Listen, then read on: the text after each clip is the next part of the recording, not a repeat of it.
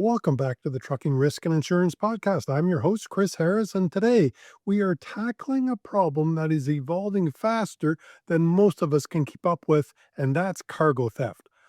Industry data shows that theft is up significantly, anywhere from 18 to 30%, becoming a multi-million-dollar issue right across North America. Joining me today is Brett Frazee, president of Double Lock USA. We're going to discuss the sophisticated networks behind these crimes and how a multi-step approach to physical security can help protect your freight. Let's get in. Welcome to the Trucking Risk and Insurance Podcast. Hey, Brett, welcome to the Trucking Risk and Insurance Podcast. Can you take a second and introduce yourself to our viewers, please? Sure. Well, my name is Brett Frazee. I'm the president of Double Lock USA, a physical lock and security company.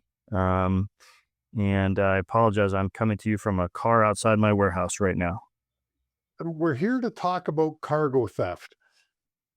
If you were to explain the cargo framework, the cargo theft framework right now, what are we into at the moment?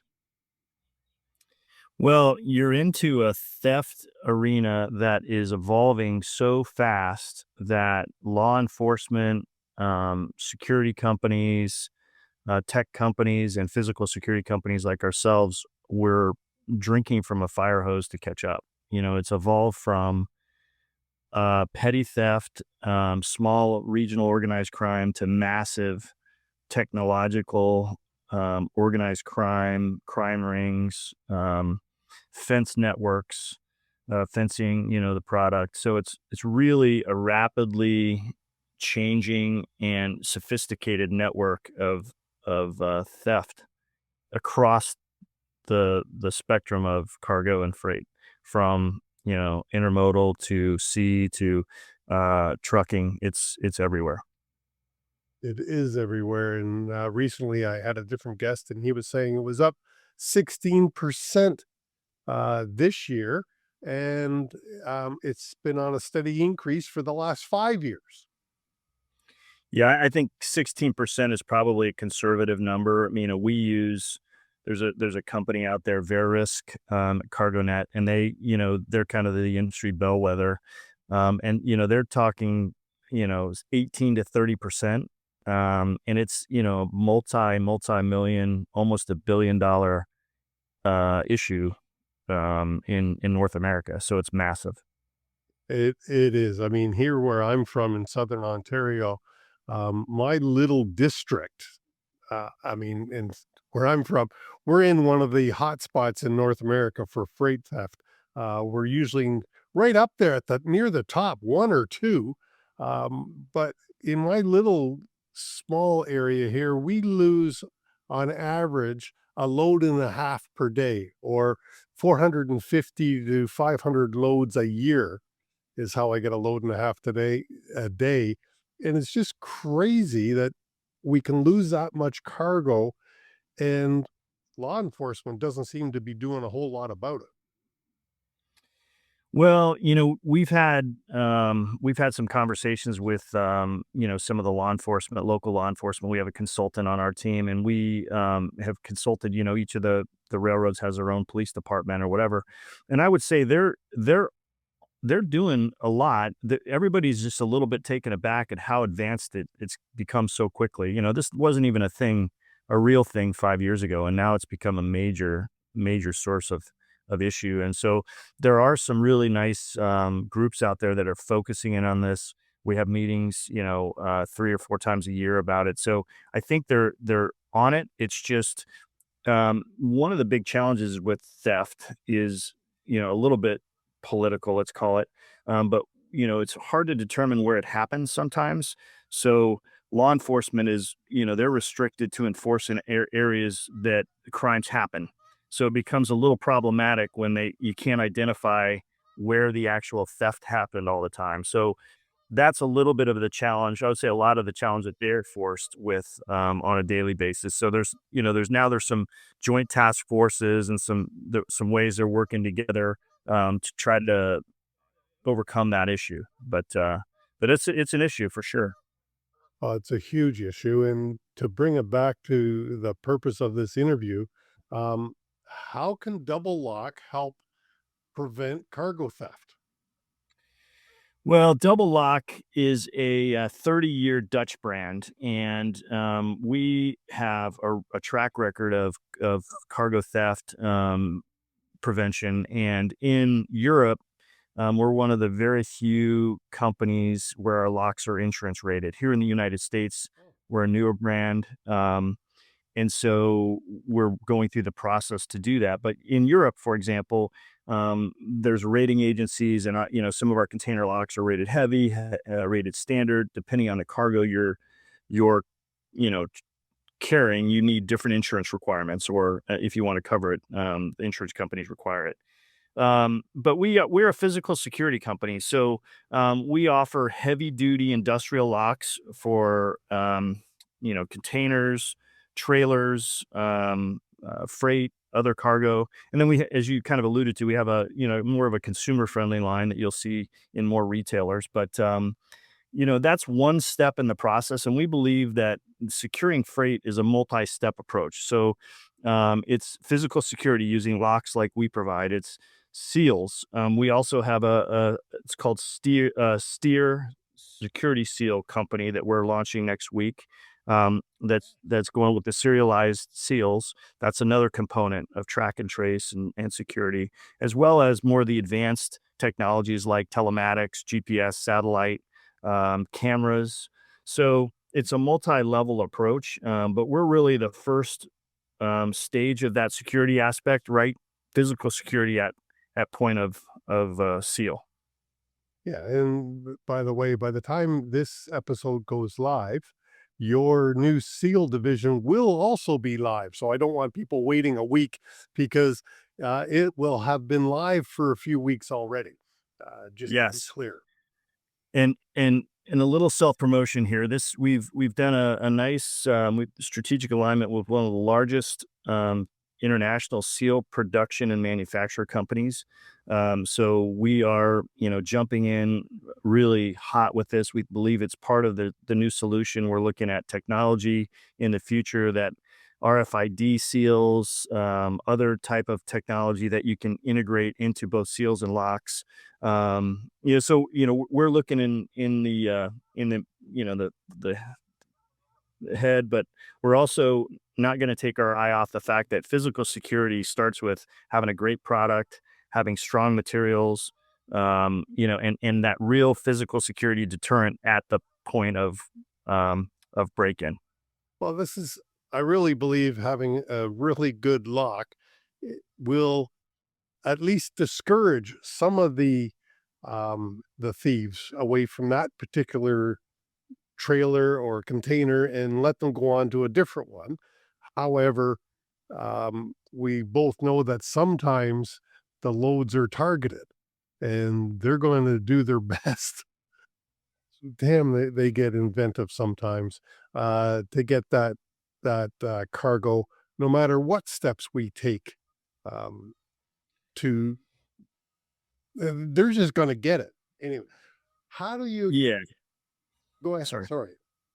Well, and you kind of alluded to it, and given enough time and the right tools, everything is defeatable. So the more creative they get, the more of the information they get ahead of time, they can definitely target the cargo they want. Yeah, and I mean, I've even seen modified fifth wheels so that the fifth wheel can clamp to that trailer that has a fifth wheel pin trailer lock on it because they know ahead of time that particular lock is used on the trailer, and they actually modify a fifth wheel to accommodate it. Like they can get really inventive, but that takes a lot of time and a lot of planning. Yes. But in cargo theft, we both know it's rising all the time. What's actually changing in the threat landscape? Well, I'm on the physical security side. We believe, and this is what law enforcement and everyone is kind of talking about. The threat level is going up because the sophistication and the type of criminals that are involved in this are different type people. These are cartels in a lot of cases. I mean, these are real heavy duty bad people that are used to smuggling, people and drugs, and this is a nice little ancillary revenue opportunity for them. So they're serious criminals, and with serious means. So I would say it's escalated to a very very high level. And the the reason I believe, part of the reason at least, that they're now into cargo theft, these organized crime groups, is that at least here where I'm from in Canada, there's little downside to it. If they do get caught, their first offense, they don't even get jail time here. It's crazy, and it's often considered a victimless crime because it's only cargo, and if nobody gets hurt, it's not a big deal. Well, and I think that's actually one of the topics that law enforcement are trying to, and the respective district attorneys are trying to bundle these crimes on each other, so it has a little bit more teeth. Certainly, I can't speak to that, but in some of our meetings, that's where they've alluded. Right? It's, as I say, it's just crazy. Here, I saw a news report where a fella got convicted of a second cargo theft, and he got some jail time, but not significant enough. It was crazy. Now I know the U.S. has a little better deterrence in that respect. In Canada, we are quite nice to our criminals. you know, it's crazy. Where are the carriers and the fleets most vulnerable, and what do you think the most common points of failure are? Well, I think it's clear that whenever cargo sits for any extended period of time, is it's most vulnerable. Whether that's on a rail car out in the middle of Texas, for a couple of days, or overnight at a truck stop where it's just sitting there and it can be more easily targeted. When it's been motion, obviously it's more difficult. When it's in secure yards, it's more difficult. Although they're going through fencing, and they're getting very creative. So I guess the bottom line, wherever it stops outside of a secure warehouse the longest, is where it's most vulnerable. Yeah, anytime the freight's not in motion, it is extremely um, available and can easily be attacked. That's you know Absolutely. what is the difference between locks and seals? Well, primarily seals are used for kind of the first line of defense, but they are really more track and trace. So they want to know, most seals are serialized, so they indicate who put the seal on and who took the seal off. So you can validate, obviously that food or pharmaceuticals or electronics, who had possession of that in the last opportunity. So that's the seal. The lock obviously is a physical security, and it's a deterrence, number one, um, aspect, and number two, the security. So depending on the level of security that you need, you have to employ different tactics and different locks. And is a lock, and kind of a stupid question, but I really don't know the answer. Is a lock stronger than a seal in most cases? Well, most cases it is. When there are some, bolt seals that are, steel, that are one-use seals, very strong. Cable seals that are very strong, but in most cases, those there are tools to break them because they're one use. That's the way they're designed. Yeah. And locks are most of the time stronger. And then there's some, high material composites that make certain locks much much stronger than others. And I would assume that double lock has some of those as options. I would imagine you have a range of locks. We do, and talking about the advancement of technology, that forced the lock companies to become more ingenuitive as well, because the little battery grinder that wasn't around 10 years ago with a diamond blade can get through a lock pretty quickly. So we've been forced, along with the others, to innovate, and we have products that have materials that resist that cutting at a much higher level than they used to. So again, we want to deter and keep them, moving to somewhere else that's not secured. If it takes, 20 minutes or an hour or 2 hours to cut through a lock, it's noisy, it's inconvenient. Unless there's something that they really need in there, we want them to keep walking. Yeah, and in most cases, the longer it takes for a thief to break in, the less likely they are to hang around because they're hopefully afraid of getting caught all the time. Well, and some of the neat things in technology that are coming out are some materials and other aspects that will notify the freight carrier or the company like ourselves that there's somebody tampering with a lock, maybe something's been cut, so we can deploy law enforcement much faster, which is going to help reduce that frequency for sure. Yeah, well, if it starts to notify people, uh, hopefully law enforcement gets there a heck of a lot quicker. But I mean, most freight is in major areas where there's population, but you also mentioned that from time to time, it may be in Texas for a couple of days sitting on a rail spur as it waits to move forward again. And in those cases, I imagine the thieves know about it. And the first level of deterrent would be a strong physical lock of it of some sort. Well, yeah, I think that's the point. A lot of the conversation has shifted to telematics and GPS, and while that's important, our perspective is let's avoid the theft at the beginning. Um, and if you can't, then you employ those second and third and fourth level deterrence areas. But as we had talked about earlier, as we start to implement some of this more advanced technology, even if something is stolen out in the field, you'll be notified and it goes to the right department or the right law enforcement agency. So now we have a proof that a crime has happened in Ontario versus Detroit, right? And so that changes the game from an enforcement standpoint quite a bit as well. So, as we start to bundle all of these different aspects on each other, I think it's all going to help reduce the overall theft and deterrence aspect for sure. And as we get to the end of this interview, how can people find out more about Double Lock USA?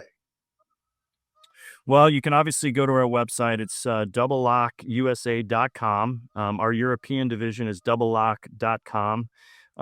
You can learn more about our SEAL division at Stier, seals.com. And you can Google us. We're highly ranked there. But I would also, if you're heavily into learning more about this, there's some great resources out there. I mentioned VeriRisk earlier, that can help educate people about the impact of this aspect. And just a quick story how I got into this is, I have a good friend who is shipping, billions of dollars in freight all over the United States and crucial freight, and they're losing out of 20 trailers a shipload. They're losing 4 to 5 containers every time it was coming in. So and that interrupts the entire ecosystem. Not only does your the consumers cost go up, but the business cost goes up, insurance cost goes up, so it's a real impact to everyone's bottom line that people don't realize. And so this was a unique situation where we put 50 of our container locks on their factory freight containers in Asia, and they came all the way through the supply chain. And we're happy to report that we had a 98% success rate, where only two, I say only, but only one container was lost in that, and it was highly vulnerable area out in the middle of Texas. So, or California, I apologize. So California is by far and away the leading area of theft, followed by Texas. But so that's an interesting story and how we got into it. And and he's telling me he's got to raise the prices on his goods 20 to 30% just to offset these high theft issues. So it's a real issue to everybody. Yeah, cargo theft. I wish we could put an actual dollar number to it, but because so much of cargo theft goes unreported, because a lot of it is either below insurance deductibles or the carrier doesn't want their name out there in the public because they want to be known as the secure carrier and they don't want to admit to a loss. There's a number of different reasons that cargo theft just doesn't get reported, at least 100% of it, but it's estimated to be in the billions right now, correct?